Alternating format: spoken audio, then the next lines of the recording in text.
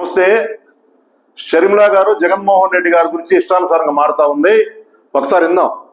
జగన్మోహన్ రెడ్డి గారు నాకు సొంత అన్నయ్య ఉండి కూడా సోషల్ మీడియాలో నన్ను, సొంత చెల్లిని, తల్లిని, సొంత చిన్నాన్న బిడ్డను మా అందరినీ ఎక్కబడితే అట్లా మాట్లాడమని ఒక రకంగా ప్రోత్సహించింది జగన్మోహన్ రెడ్డి గారు. సోషల్ మీడియాలో ఇంత నీచంగా వ్యవహరిస్తున్న వాళ్ళ మీద కూడా జగన్మోహన్ రెడ్డి గారు నోరు విప్పలేదు. మా గురించి ఎన్నో అబద్ధాలు, అక్రమ సంబంధాలను అంటగట్టారు, నీచంగా అవమానించారు, ఊపులు కూడా మాట్లాడారు. ఇటీవల కాలంలో గత కొన్ని సంవత్సరాలుగా ఒక సైన్యం వైసీపీ ఏర్పరచుకుంది. సోషల్ మీడియాలో వాళ్ళకు వ్యతిరేకంగా ఉన్న వాళ్ళ మీద దాడులు చేయడం ఇది సహించరాని విషయం. పెద్దవాళ్ళు ఎవరో వాళ్ళను పట్టుకోవాలి, అప్పుడే ఇది ఆగుతుంది. లేకపోతే ఈ సైన్యం అరికట్టడం అసాధ్యం. ఇది చాలా చాలా అన్యాయం. ఇలాంటి మాటలు అహంకారానికి మాత్రమే కాదు.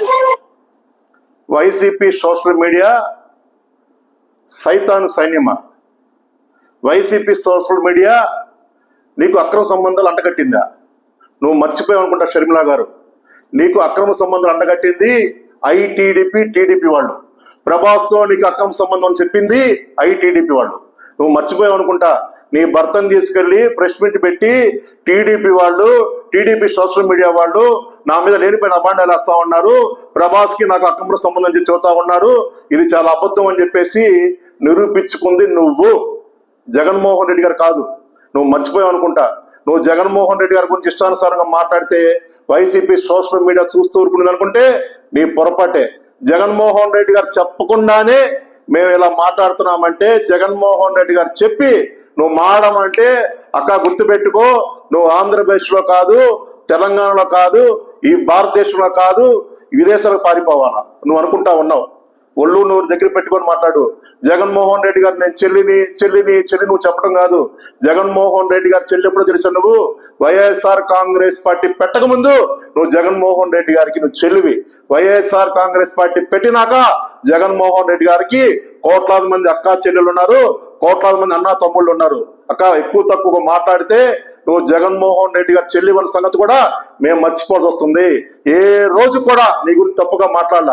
ఎక్కడైనా సరే ప్రతిపక్ష నాయకుడు ప్రతిపక్షం మీద మాట్లాడరు, అధికార పార్టీ తప్పుల మీద మారుతూ ఉంటారు.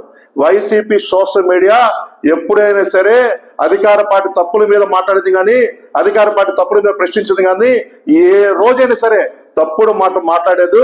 నువ్వు అంటా ఉన్నావు జగన్మోహన్ రెడ్డి గారు పట్టుకొని జగన్మోహన్ రెడ్డి గారు సోషల్ మీడియాని ఏర్పాటు చేసుకున్నాడు, సోషల్ మీడియా ఏర్పాటు చేసుకున్నాడు, జగన్మోహన్ రెడ్డి గారు ఇష్టానుసారంగా మాటిస్తానని చెబుతా ఉన్నా కదా. జగన్మోహన్ రెడ్డి గారు ఏ రోజు మాకు చెప్పలా.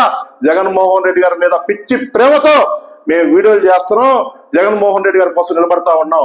ఇప్పటికైనా సరే ఒళ్ళు నోరు దగ్గర పెట్టుకుని మాట్లాడితే చాలా మంచిది. నువ్వు అంటా ఉన్నా కదా విజయమ్మ గారిని తిట్టారు, జగన్మోహన్ రెడ్డి గారు తల్లిని తిట్టాడు, బాబాయిని తిట్టారు, బాబాయ్ కూతురిని తిట్టారు అని తిట్టి చూద్దాం కదా. ఒకటి గుర్తుపెట్టుకో, ప్రతిపక్షంలో ఉన్నప్పుడు వైఎస్ఆర్ కాంగ్రెస్ పార్టీ జేసీ ప్రభాకర్ రెడ్డి జగన్మోహన్ రెడ్డి గారు అమ్మనాపులు తిట్టారు, విజయమ్మ గారిని అమ్మనాపులు తిట్టారు. ఆ రోజు కనీసం నోరెత్తలా. ఎక్కడ పోయాప్పుడు నువ్వు? విజయమ్మ నీ అమ్మ కదా, ఆ రోజు ఎందుకు ఎత్తలా నోరు నువ్వు?